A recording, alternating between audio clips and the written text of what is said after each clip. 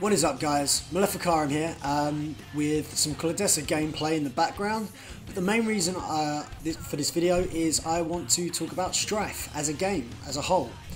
We're just going to do a general overview of the game. There are videos out there that are doing this in much greater detail, and there are also videos out there that cover the specific elements we're going to talk about today in a lot more detail.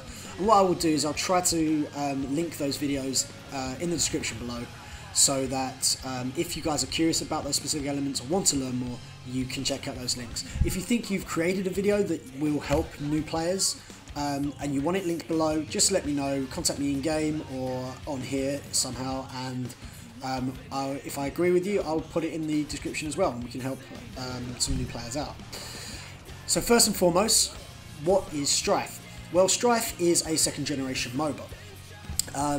Second generation in the sense that it is the second MOBA created by S2 Games, the first being Heroes of Newerth, which is one of the more successful, more well-known MOBAs in the genre. It has a loyal fan base, it's got a very good competitive scene, but you know, being the first game, it has a lot of downfalls as well, and I think what S2 Games have tried to do with this game is create something that feels familiar but definitely different in its own right. There are a lot of similarities to other MOBAs. You have, at the moment, there's only one map because it's in open beta. There's only one map. It has 3 lanes, kind of your standard MOBA map. You have turrets in those lanes that you have to knock down in order to get to the enemy base, and by destroying the enemy base, you win the game. In between those lanes, there is neutral jungle with monster camps that grant experience and gold. In the jungle as well, there are 2 major buffs, one that provides gold, one that buffs your team in some way. Now that is slightly different in this game, and we'll talk about that a little bit later. But essentially it is a buff that gives you a minion that by killing it you get an advantage for your team. It can be used quite tactically in this game. Yeah, you know, there are a lot of similarities, so people that are experienced in MOBAs can kind of get into this game quite quickly without it causing too much trouble, but similarly, if you aren't experienced in playing MOBAs, you're able to still pick up this game quite well because of a lot of the other elements. Most of those are the differences in the game that we're going to go through now. Differences. There are a lot of differences in this game in my opinion, and I'd say at least 90% of them are genuinely positive things, at least for my style of play and what I want from a game.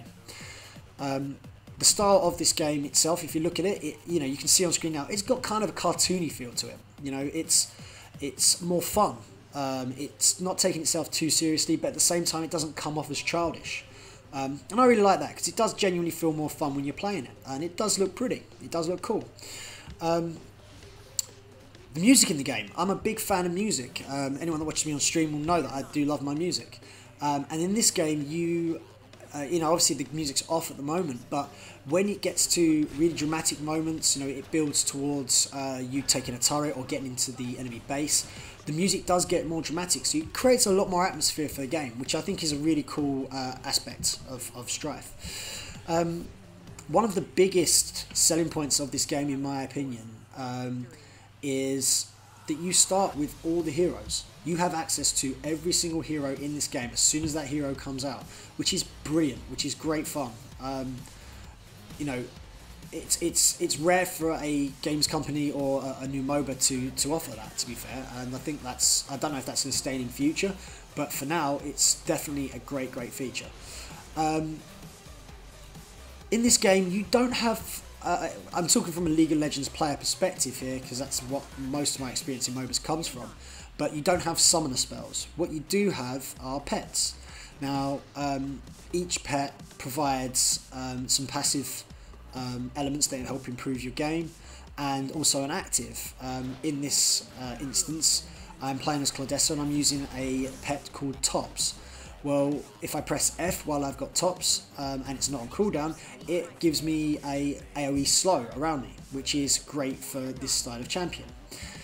But there are a lot of different things out there. You know, there are pets that help damage the enemy, that help improve gold generation, movement speed, etc. So there's a lot of options for all the different heroes in the game, and you get to pick the pet and be strategic with that based on the team you're playing as well, which is kind of cool. There are no wards. Now, I'm a support main, so there not being any wards is kind of a bit dramatic for me. But there are observation turrets. Now, you might see them later in this gameplay, I'm not sure. But basically, there are 4. There's one in each sort of quarter, I suppose, of the map. And these are mainly used to grant vision over the primary buffs. They're not used in the same way that wards are to maintain vision 100%. They're relatively short term, and they can be taken from you just by the enemy simply going over them. But obviously, when you see them go over them and the vision fade from your vision, you're aware of a rough position where they are. So it does kind of aid in that in itself anyway. This is quite a cool aspect. Basically, as you can see on screen now, with the Chester under the turret, he's got lots of plus signs around him. That's him regenerating health and mana, because if you're out of combat for a short period of time in this game, you start regenerating health and mana. Now that can be used tactically if you're in a duo lane with one person farming while the other one regenerates health. Similarly, it can be used tactically. You can continually poke and auto attack the enemy to make sure they can't regenerate health and mana. So it serves quite a good purpose for keeping action happening and keeping people out of base and in the lane, or in the jungle. As a general rule, which is great, because it keeps the action flowing. It has couriers, it does have couriers. You don't have to go back to base to shop anymore, which is great as well. You can buy while playing. You see it pop up occasionally on the screen that I can buy items, etc. that I've set in a build, and they can then be carried to me by a courier. So it saves me going back to base. And again, it just keeps the action flowing.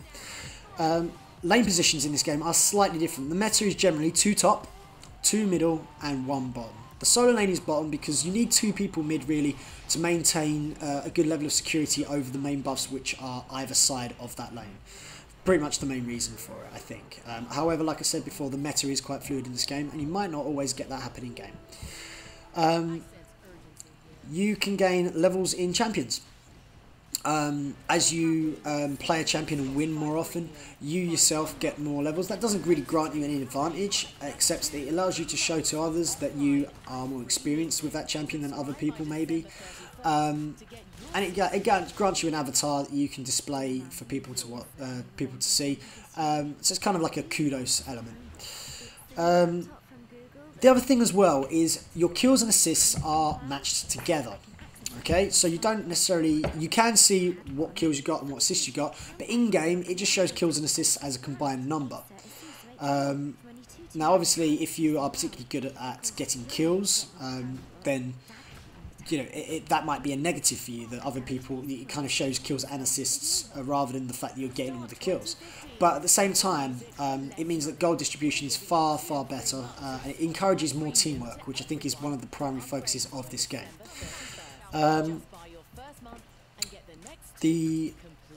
Oh yeah, and on top of that, you've got this feature, pause.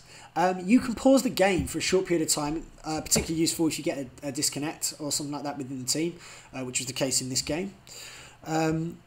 You also, as far as last hit is concerned, you share gold. So it doesn't matter who gets the last hit on a minion. If you're both in the lane together, you both share the gold. If there's 3 of you, it's split 3 ways. It's really simple, it's really straightforward.